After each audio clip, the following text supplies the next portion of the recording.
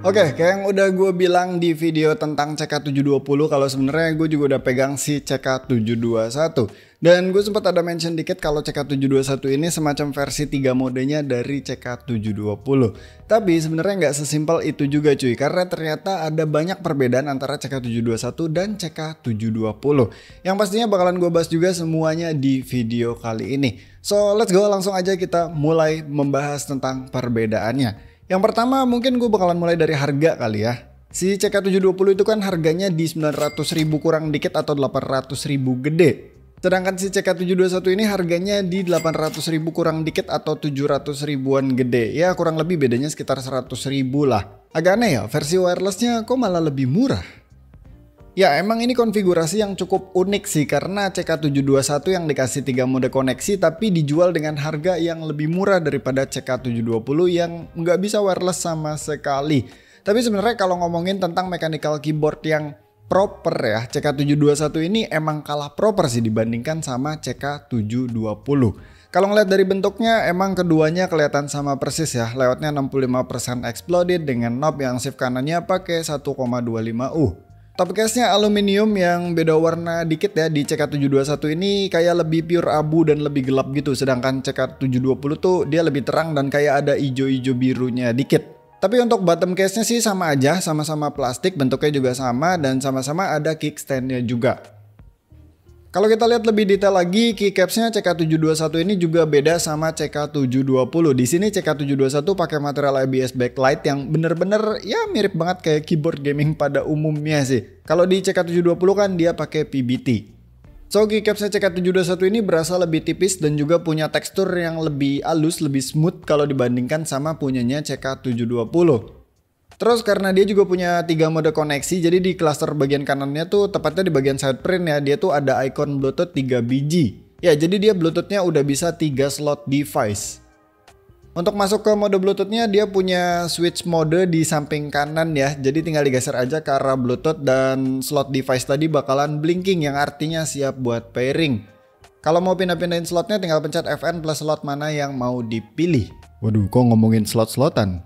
Nah kalau mau pakai mode wireless dongle-nya tinggal geser aja switch mode tadi ke arah wireless dongle.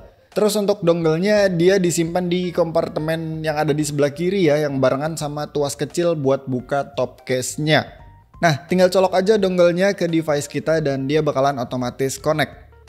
Kalau untuk mode kabel ya udah posisiin aja switch modenya di bagian tengah, yang mana artinya keyboardnya mati ya. Terus ya colok aja kabel Type-C-nya ke port yang disimpannya itu di bagian tengah sama kayak CK720.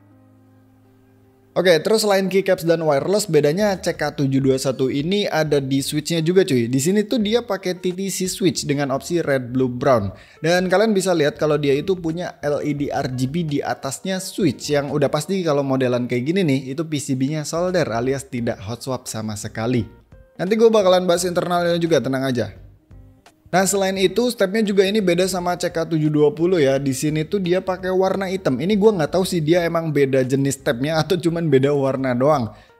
Tapi yang jelas di sini dia preloop juga, walaupun nggak sebagus preloopnya CK720 yang lebih banyak tapi nggak sampai mushy, dan posisi yang di loopnya tuh lebih bener di CK720 karena bukan cuman banyak di area sikunya doang. Oke, sekarang lanjut ke bagian internalnya. Buat buka ini keyboard tuh sama aja kayak pas buka CK720 ya. Dan di sini dia ada segel baut di bawah spacebar-nya. So kalau bongkar-bongkar kayak gini ya garansinya bakalan angus. Nah dari sini kelihatan kalau CK721 ini nggak dapat silikon plate kayak CK720. Jadi udah jelas kalau suara gema di antara plate dan PCB-nya tuh bakalan lebih kencang daripada CK720. Sama ini dia juga nggak dapat silikon case, jadi udah bisa expect lah ya kalau suaranya bakalan berasa kopong kalau dibandingkan dengan CK720. Tapi untuk mountingnya sih kurang lebih sama-sama aja ya. Secara teori dia pakai bottom mount karena lubang di PCB-nya tuh gede, jadi stand off-nya nggak kena PCB, alias yang dibaut ke bottom case itu cuma plate-nya doang. Untuk plate-nya sih sama aja, ini dia pakai steel plate, tapi posisi bautnya ada beberapa yang beda sih sama si CK720. Sama untuk PCB-nya ya kayak yang udah gue bilang tadi dikit deh, kalau PCB-nya itu solder alias nggak hot swap sama sekali, dan dia itu pakai LED RGB 4 pin bukan yang modelan reverse mount. Jadi kalau mau ganti switch agak ribet sih ini buat solderingnya, karena ya bukan cuman solder switchnya doang, tapi mesti solder LED RGB-nya juga. Tapi di sini ada hal unik cuy, dia itu punya soket baterai 2 biji di PCB-nya, tapi baterai bawaannya tuh sebiji doang dengan kapasitas 2000 mAh.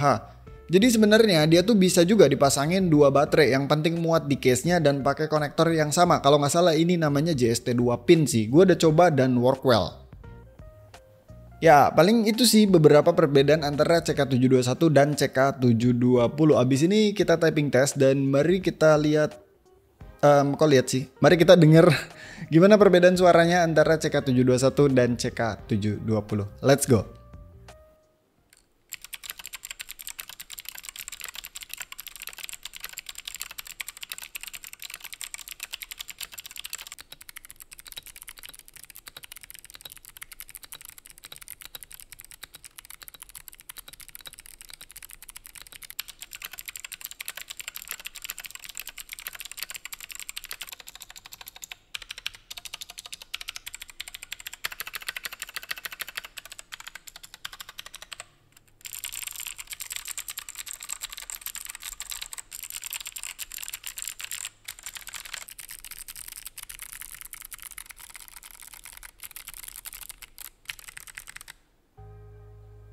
Ya lewat typing test gue rasa kalian udah bisa notice kalau perbedaan suaranya cukup jauh antara CK721 dan CK720.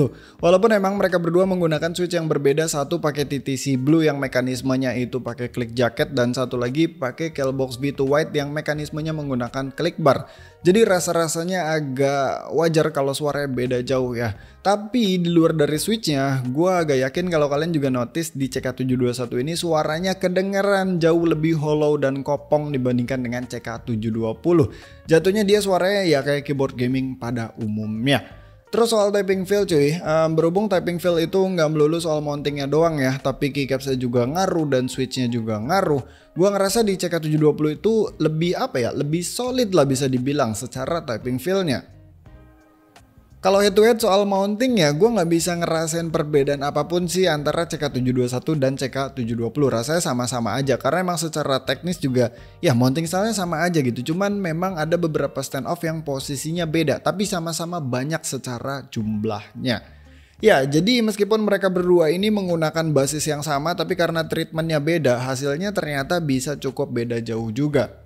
Ini sebenarnya jadi pilihan yang gampang banget ya. Satu-satunya alasan kalian pilih CK721 ini adalah kalau kalian benar-benar butuh koneksi wireless. Di luar dari itu ambil CK720 aja. Cooler Master di sini kelihatan nggak mau bikin CK721 jadi mahal sih. Makanya CK721 itu bukan kayak CK720 yang benar-benar cuma ditambahin wireless doang.